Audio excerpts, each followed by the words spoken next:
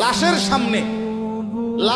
সামনে মুসলমান আজকে জানাজা, লাশ সামনে, এখানে দাঁড়াইয়া জিগায় খানাটা কোন দিন কইয়া লাইলে ভালো আছিল।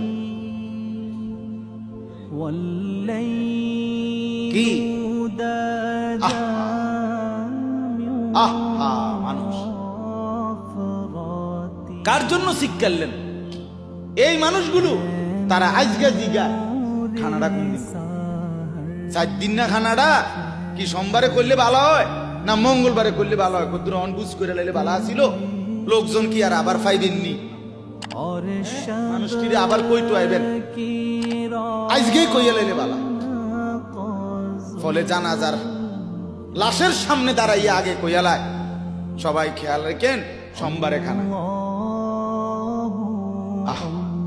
এর নাম দুনিয়া, এর নাম দুনিয়া।